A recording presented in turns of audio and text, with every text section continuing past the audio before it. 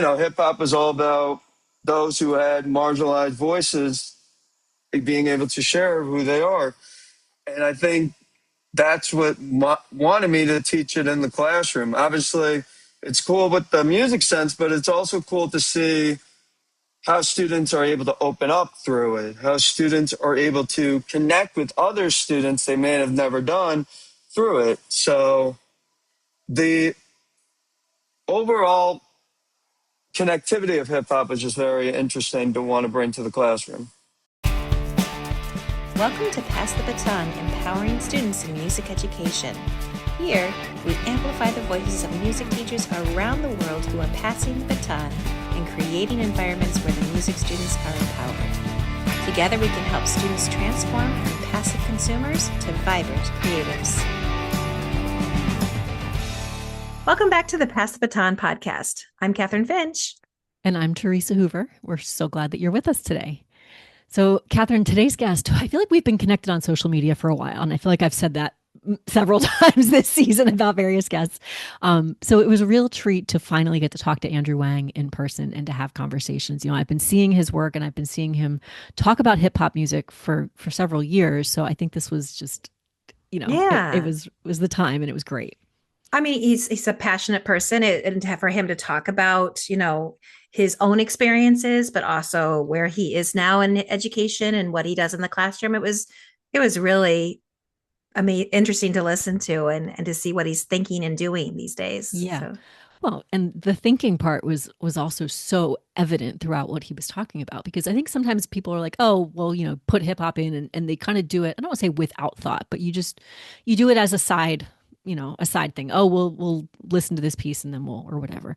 But everything Andrew talked about was so intentional about how he was thinking through not only the musical aspects of it, but really the culture and the meaning and making the music so much deeper. And how does that relate to you, student in my classroom, which is just such a, Right. When we think about, we talked about this a little in the episode, thinking about like our own, undergrad or master's or, our experiences coming up as a musician and just being told what music was valuable and what music was meaningful. And I don't know, I didn't always connect with it. Like, I know that as a classical piano player, I should say that I did, but like, I didn't always connect with that. But he's here and he's able to take music that the kids do connect with. That's so valuable. Mm-hmm. Mm-hmm. And that we can be educators who are, infusing hip hop, but also like we can get so much information from non-music educators that can help us educate ourselves about, how we can do this. Yeah. And then if all of that wasn't enough, then he helped bring it into thinking about students who are neurodivergent. Yeah. Which, that's something else that we can I feel like as an educator, I know that I can do better. And I was really appreciative of some of the things that he was saying in that respect. Mm-hmm. Yeah. So there's always some stuff we can learn. And that's kind of what I love about this podcast, is that there's always things we can learn, people we can learn from. And it's been such a great opportunity to do that. So, yeah. Before we jump into the episode, just also kind of speaking of learning, we want to remind you all that the Vandercook class we've been teaching, this will be, I think, the third summer we've taught it. Does that sound right? Yeah. I think we did a spring term in there one time, but I think we like that it's the summertime though, because again, it's like you really have some time to read the book thoroughly, but also talk with other people and really have some thoughtful planning, because you're not worried about the, actual teaching of the next teaching week. tomorrow. Exactly. Yep. So if you'd like to join us for the Pass the Baton book study course, it starts first week in June. I'm drawing a blank on the exact date, but it's usually the first Monday in June is when it starts. It's an 8-week course. And essentially, you get to read the book. We have, speaking of intention as well, we have very intentionally planned assignments and projects so that everything that you're doing in the class, the idea is that you can put it into practice in your classroom in the fall. Yeah. So there will be lessons and things that you can physically use when you get back to school, which is nice. Right. And the idea is everything is applicable to you and your situation because we are all different. And, it's a great way, I think. for us to help support you, but also then the people in the class. We've always found really neat connections that emerge between, people who take the class, and that's a valuable thing as well. Before we get to today's interview, if you're ready to make powerful shifts towards student-centered teaching, explore the Pass the Baton Coffee Club. Members get an exclusive deeper dive audio extra and a Reflect and Act PDF download after every episode, plus access to our full resource library. For more personal support, our premium tier offers direct access to Kathryn and Theresa in a private Voxer group. Visit buymeacoffee.com/passthebaton to learn more and join.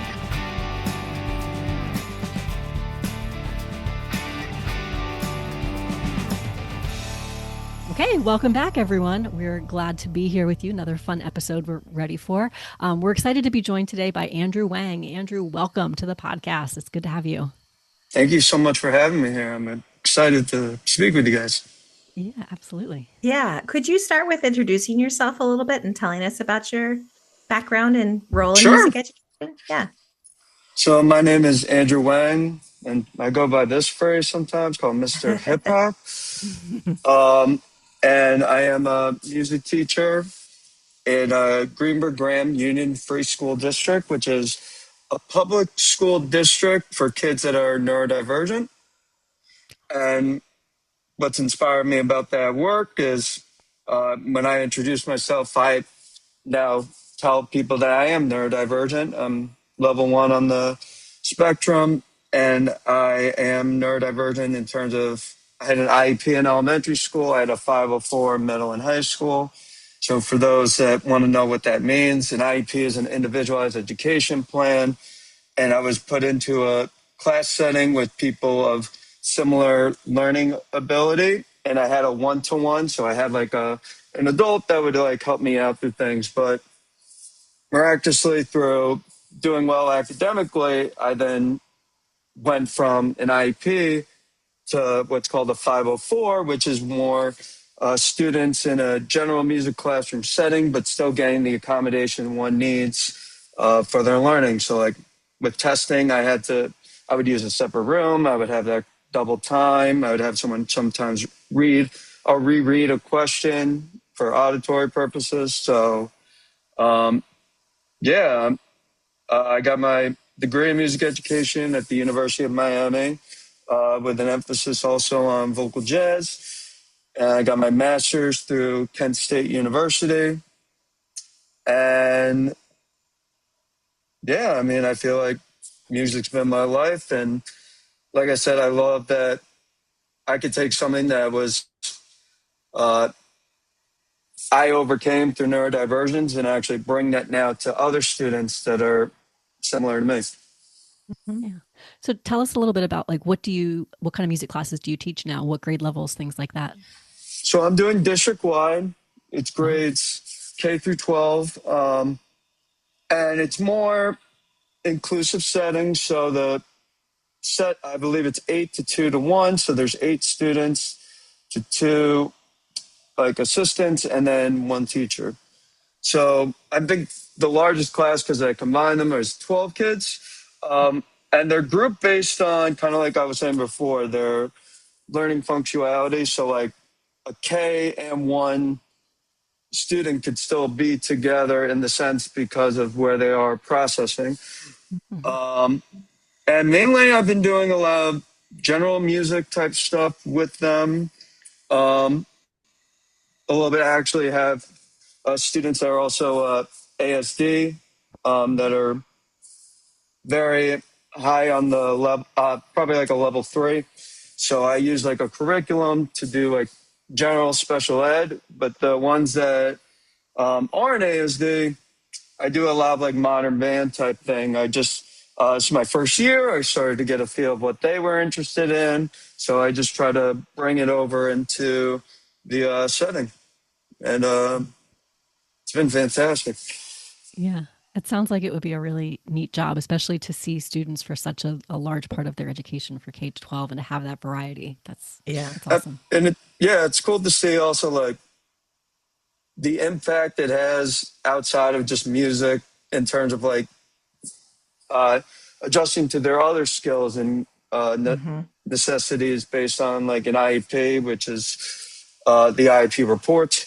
So like even the other day, someone was saying, oh, the student clapping on beat is something that could recognize his alertness or something like that. So they actually like, it's cool to see the therapeutic applications of what I'm doing being applied into the music classroom. I've never had that kind of experience. I almost went into music therapy when I was in undergrad. And so when you were talking like that, it made me think like, yeah, there probably is so much music therapy-ish going on in your room, which is really interesting to me. But yeah, absolutely.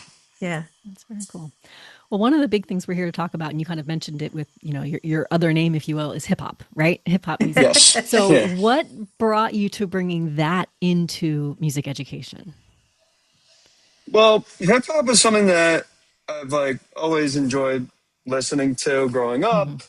And besides just listening to the music, I also did a lot of beatboxing. If you don't know what that is, like the like those kind of things. And that was kind of like my way of introducing how to communicate with others. I was a very shy, introverted kid. So that was my way of expressing myself in a sense. And I just noticed when I started to get into the hip hop scene, which, if I'm allowed to shout some certain things out. So there was this, I worked at Yonkers Public School District. And during the 50th anniversary of Hip Hop Celebration, I showed the students the Grammy performance.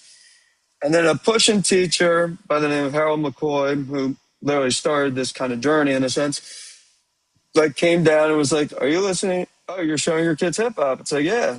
It's like, do you know hip hop artists from, I was working in Yonkers.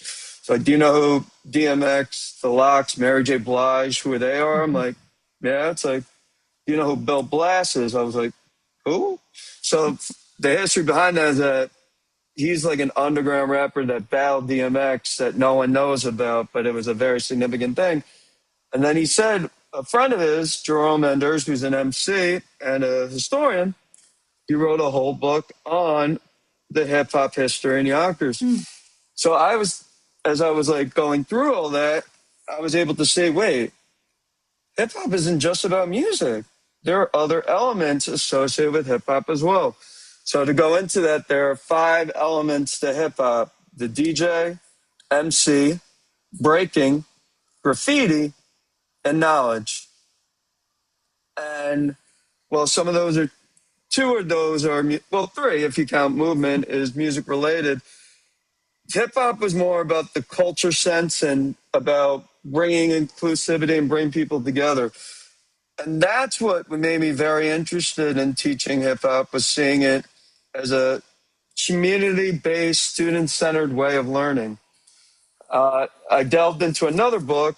This guy is a professor at the Teachers College of Columbia, Christopher Endon. He wrote a book for white folks who teach in the hood.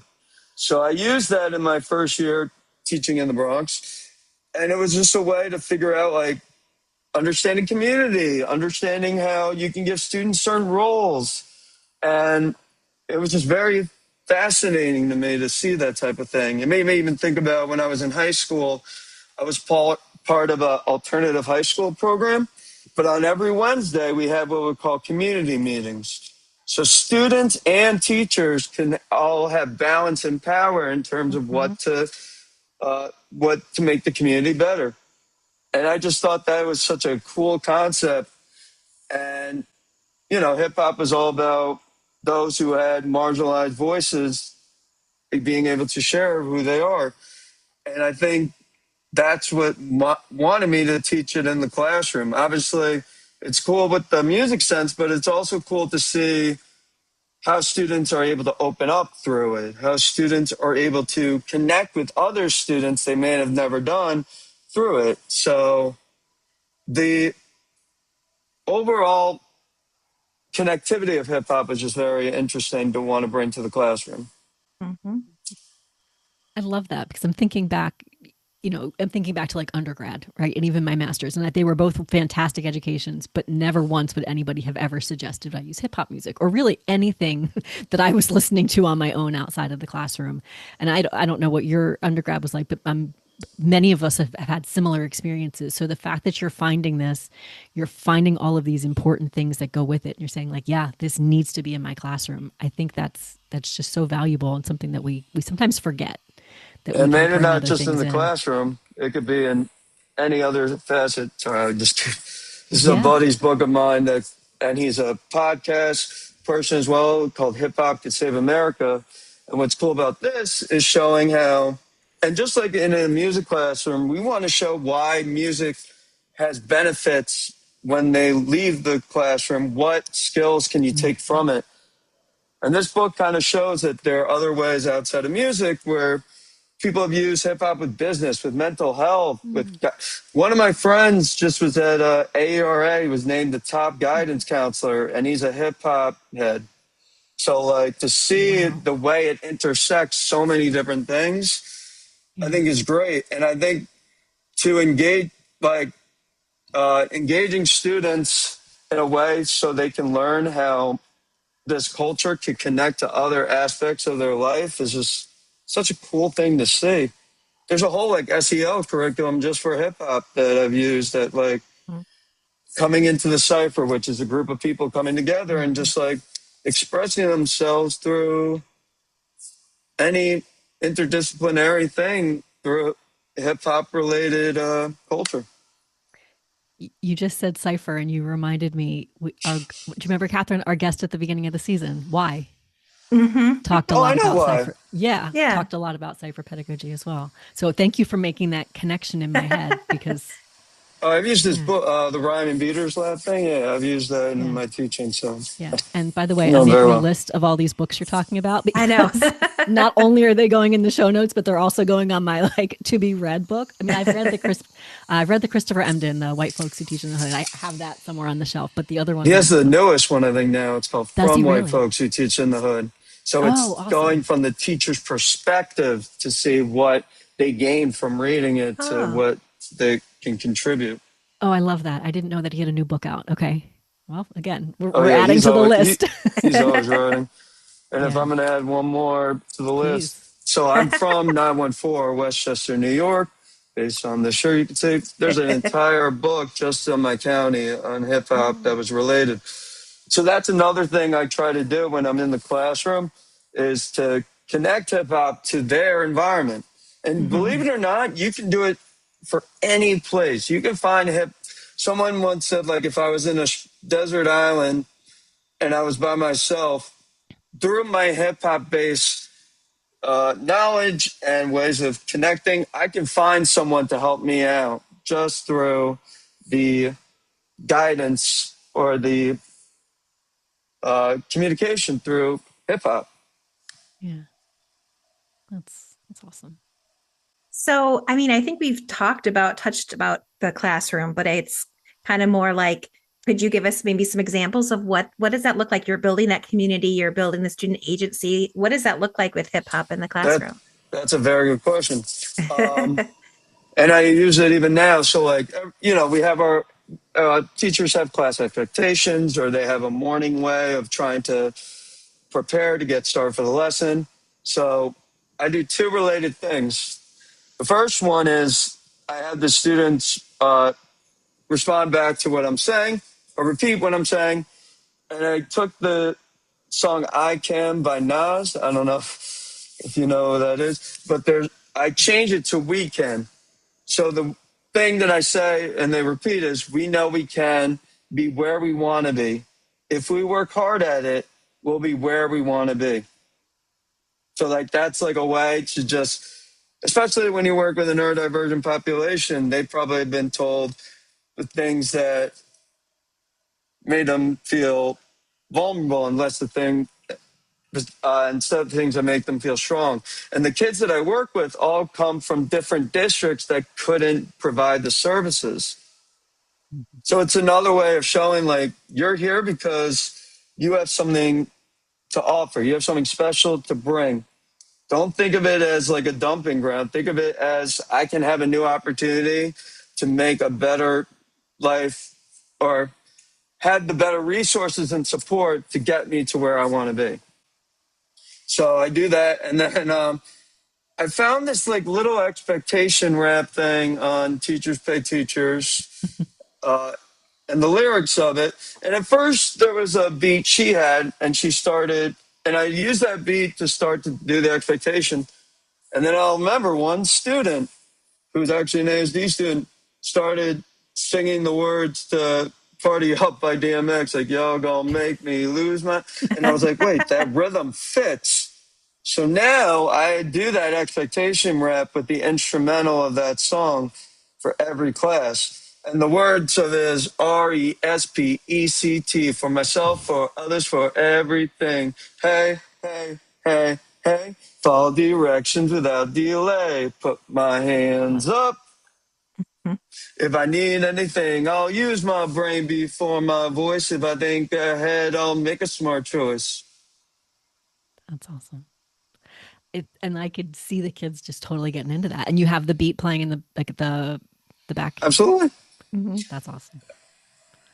Yeah.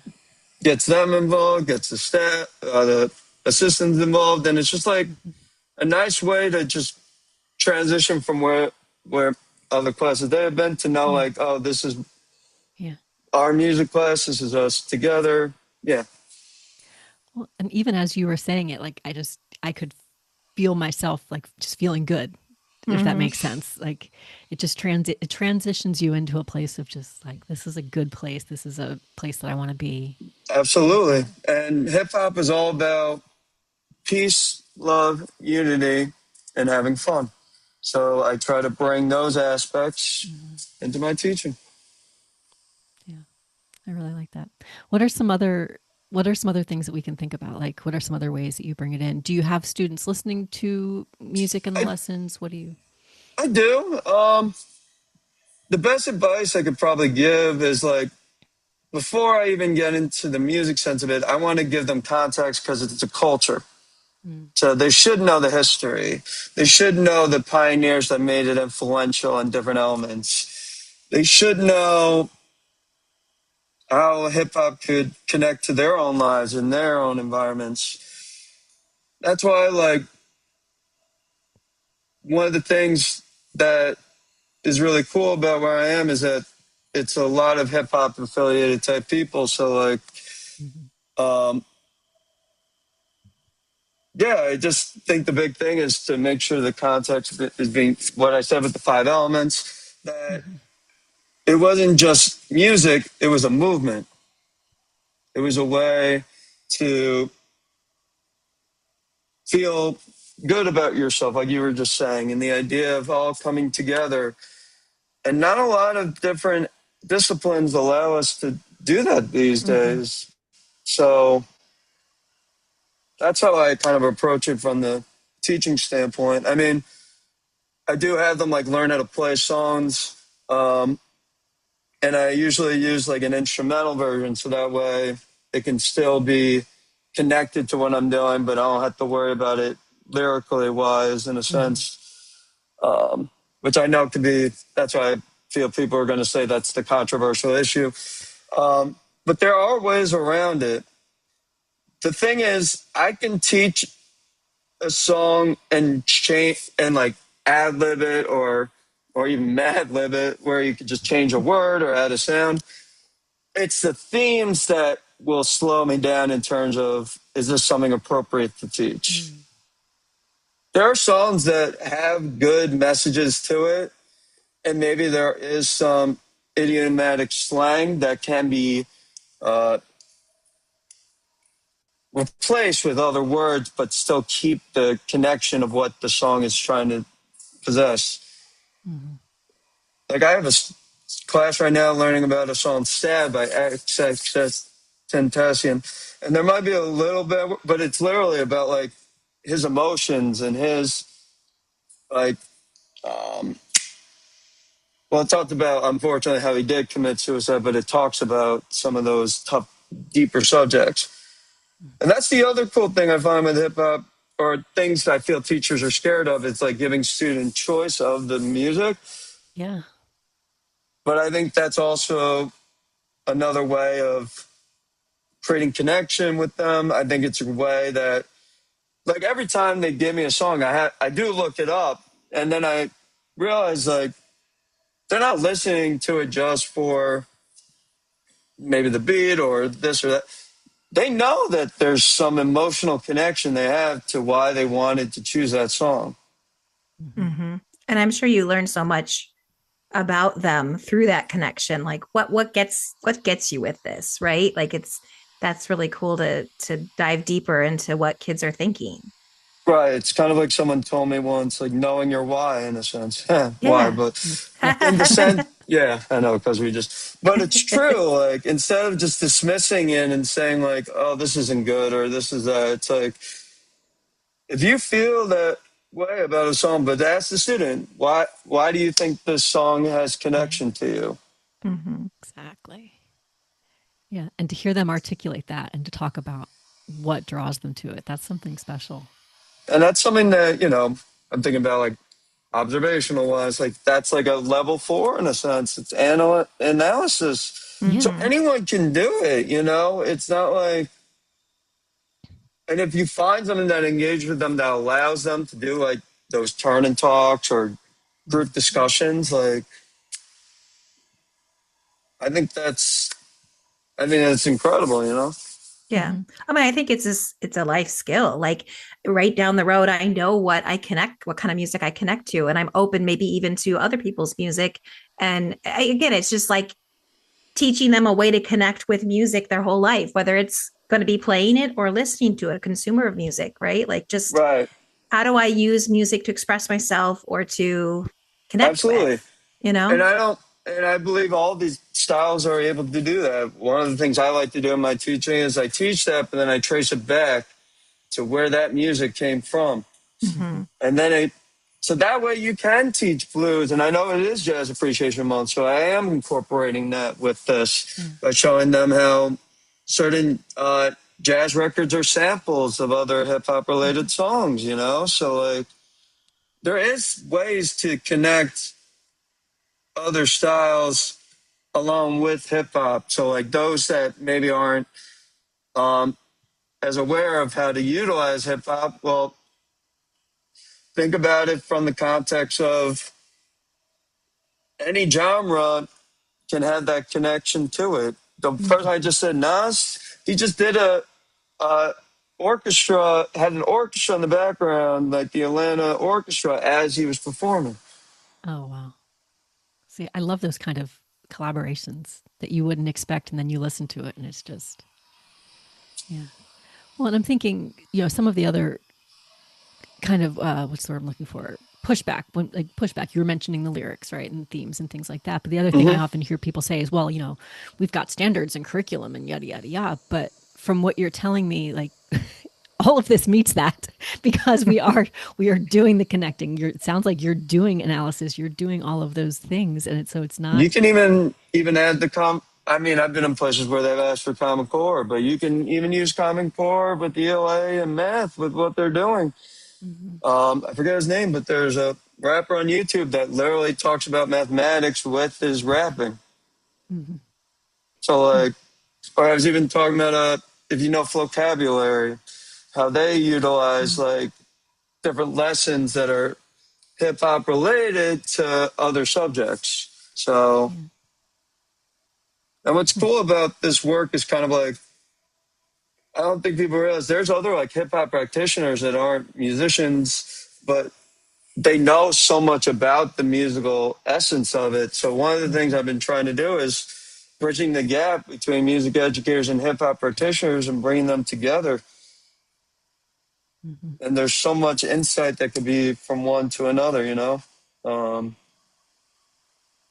Yeah. What about ensemble teachers? We have a lot of listeners who I know do like traditional band, chorus, orchestra stuff. Do you see connections there as well? Absolutely. And funny enough, I just did a workshop that was hip hop pedagogy for music teachers through University of Wisconsin, Randall Swigum. And there were sessions on like how to use band and orchestra. And there are different ways you can approach that. You can do it by teaching a hip hop related song, or you can take something already in the repertoire and make it hip hop related. Mm-hmm. So there's two different avenues one could take when it comes to that. And just like classical ensembles or jazz ensembles, like hip hop could teach a lot about musical elements as well, and musical theory. Mm-hmm. Yeah, so there's a way to definitely integrate it into your particular repertoire or style. And yeah, I just would think there's like no limit to what you can do with it. I love that. I do. I'm thinking, so I work with right now pre-service teachers. So they're, doing their undergrad, and just trying to think about like even in how to encourage them to bring in, whether it's hip hop or anything they listen to, into the classroom. So yeah, you've got my wheels turning for the last couple of weeks of the semester. And I mean, like there's even like conferences that they do with this type of thing. Yeah. There's one coming up April 24th. It's called the Hip Hop Youth Activism and Research Conference. And Rutgers, my friend Dr. Lauren Kelly runs it. She has her own book on how to use hip hop with ELA. The kids that are the college students are the ones that run the conference. Mm. So it's all student perspective, student organized, student ran. And it's such a huge success because I think like what they try to do is bring high school students who are going to get prepared to go to college into that conference so they could kind of like, find connections with their peers. Because let's be honest, sometimes, and I've known this as being just a feature myself, that like adult versus kid, and they're just in the sense like, they're just telling me what to do. But if it's someone that's in their own age group that kind of had the same emphasis, it, for some reason, just connects well or better. Mm-hmm. Yeah, I think it's empowering, right? Like if you see a peer that, is your age, it's like, oh, if he can do it, I can do it. Or, like learning from each other is, there is something there of like, feeling like a peer gets it more than, Mrs. Finch, who's much older, so yeah, there's something there for sure. And what was I going to say? It's intergenerational. It started in 1973, but kids are still listening to it. So I think the idea that of bringing multiple generations together, but it's also like global. It's multilingual. There are people that may not be able to communicate in the same language, but they hear the song and they're able to both sing the words in English, and they've never spoken English otherwise. Mm-hmm. My buddy was just in the Netherlands performing. They don't know any English except the words, but that connects to them. Mm-hmm. And that's the way of communication. I find it very fascinating. I think you spoke a little bit about it, but like, what would you say the challenges are that you've faced? That I faced? Maybe from students or, colleagues or just the system in general. I think it's just like, how do I put this? Being taken seriously? Mm-hmm. I think like, and this is like another, I don't come from a lower socioeconomic background. I came from an affluent background. Sometimes even skin complexion. I've had people like question if I'm able to. Mm-hmm. But the beauty of what I found recently is that anyone who's trying or putting in effort and is seeing the value that it has is hip hop. And it doesn't just have to be taught in lower poverty situations. I want to even prove that coming from Westchester, New York, and I'll be more specific, Scarsdale, New York, one of the top richest cities, but I can find ways to connect hip hop to kids that are from higher socioeconomic. So, because if they're able to find connection in the words to connections in their lives, then that could be anyone. Mm-hmm. No, I think that's fair. I mean, right. Our music education world is like, again, like Theresa said, we were taught like traditional music. This is how you go. You read it like this, you do it like this, and that's how you teach it, you know, and we're now starting to be in a place where we're questioning, like, is that all we teach our kids? Like, or is that the only thing that's valuable? Like, we know it's not. We know there's more to this music education world. So, yeah. And it doesn't matter what kids are in front of you. They can all benefit from having a broader view of music. Right. Yeah. And like I was saying before, like, I could be in Scarsdale, but I probably could find hip hop related people even where I'm from, you know, Yeah. And that's the best way to kind of approach it, is to think more locally. There are people, like I said, that do it. And then it brings not only the school understanding, but now you bring the community of the district or wherever you're teaching and have them be involved with the school. Mm-hmm. Yeah. Because I know that's also a thing I heard teachers have had trouble doing, is like, they'll have the school environment, but then it might be tricky to get the community involved or this and that, you know, but this is a beautiful thing I found that kind of did that. Mm-hmm. Yeah. Before we get to our last two questions that we ask everyone, I guess my thing I'm curious is, what have we missed so far? Like, is there anything that we haven't asked you about that we should have? We talked about just hip hop in general, but I guess hip hop with working with kids that are special needs, which is what I specifically research and do stuff on. And that kind of idea came to me with the idea of there being 5 elements, like, and someone that came as neurodivergent, and someone that actually experimented with all those things without knowing they were hip hop related. Like, growing up, I beatbox. When I was at bar mitzvahs, I would try to do breaking without realizing it.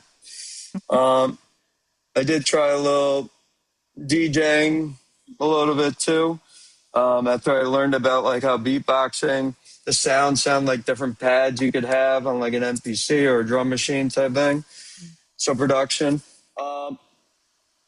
And then it made me just think, like, if I'm able to find that connection as someone neurodivergent, has anyone ever done studies on hip hop being used with kids that, you know, are neurodivergent or have special needs? And the beauty with this work is I masked myself for years. For those that are confused what that means, is I kind of hid myself away from who I really am, because I'm not going to lie, there have been places where there's been scrutiny because I am neurodivergent. They didn't think I had capability. Mm-hmm. But learning about hip hop's connectedness with community and openness, I've been able to unmask through it and be able to just feel I could be myself. So it led me into starting to write a couple of articles. I wrote it with a colleague of mine. His name is Jose Valentino Ruiz. Amazing educator, performer, everything. So we wrote this article for NAFME, which actually became one of the top 5 blogs on hip hop education and neurodivergent learners. And then to put it nicely, I was like, all right, I know people that write articles, but like, where's this going to traject towards? And then I went to the NASME Eastern Division Conference for a different hip-hop related session I was presenting. But one of the keynote speakers was Miguel Cardona, who's the past Secretary of Education under Joe Biden. And he referred to my article in his talk. That's awesome. And I was just like, blown away by it, you know, in the sense that he, as someone as an educational person, seeing the significance hip hop has was just huge. And if it wasn't for that article, I wouldn't have the job I have right now. So like, it's literally been everything to me, and that's what I try to bring when I'm in my teaching. You know,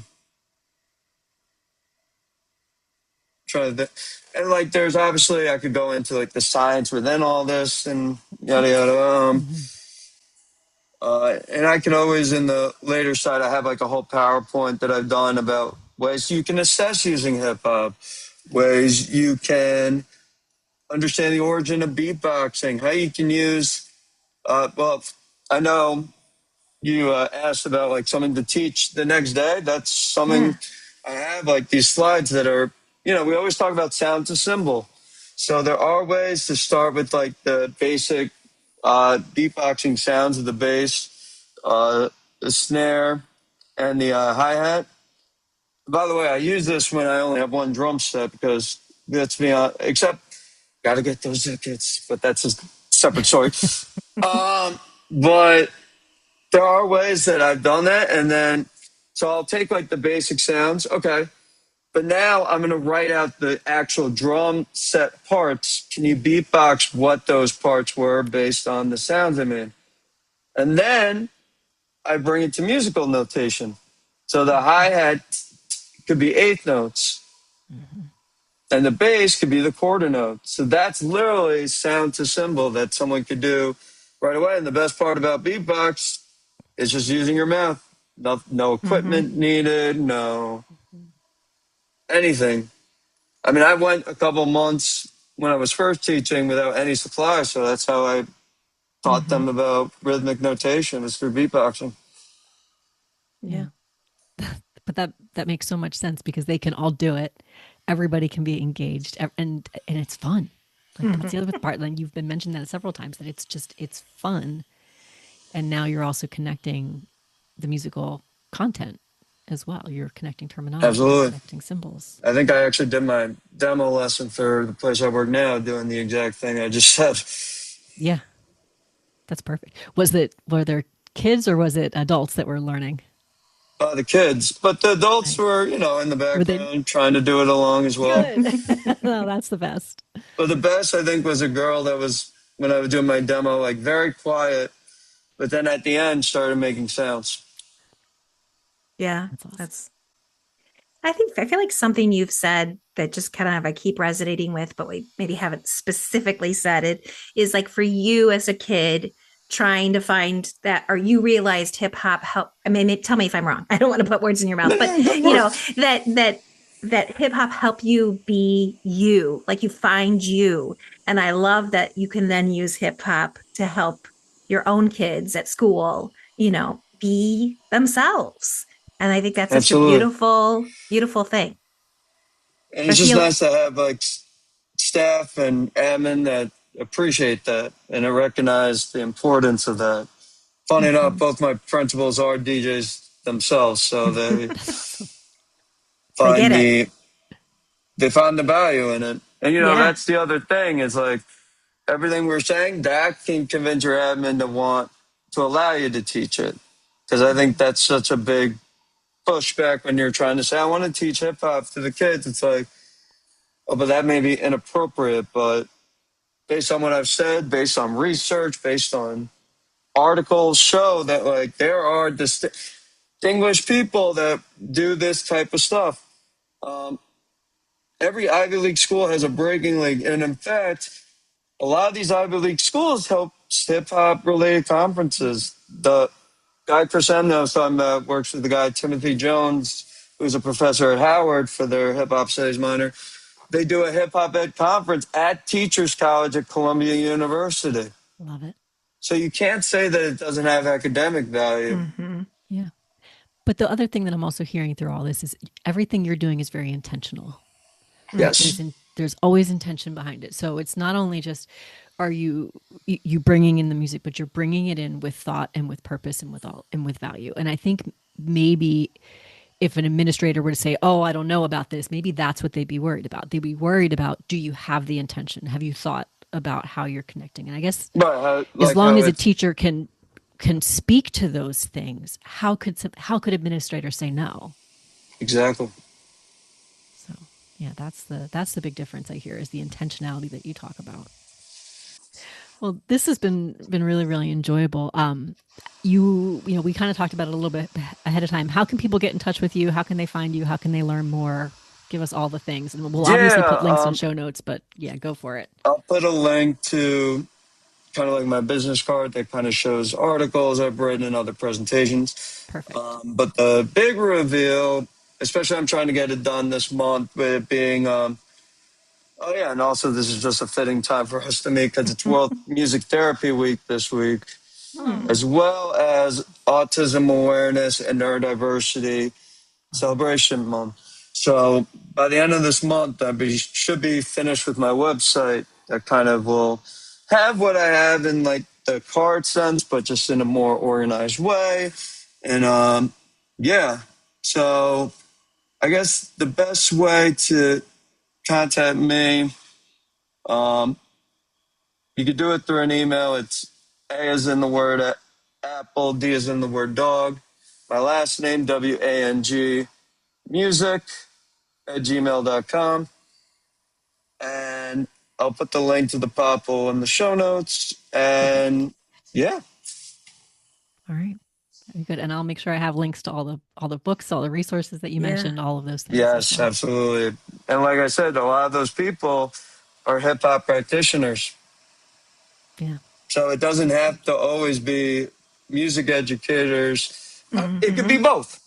Yeah. And that's what I was saying with Unity. The idea that there should be, like, people, believe it or not, I've gone to music conferences where, like, who's Chris Emden? And I'm just like, oh, come on. Yeah. Like every music educator, every educator should know who Chris Emden is. Yeah, that was actually a book that we used when I was at Arizona State. We used with the undergrads, because it was that valuable. Yeah. Absolutely. Love it. Well, thank you so much for your time. Thanks for meeting with us on the weekend. We really appreciate it, and thanks for just everything that you shared. Thanks, audience. Thank you, guys.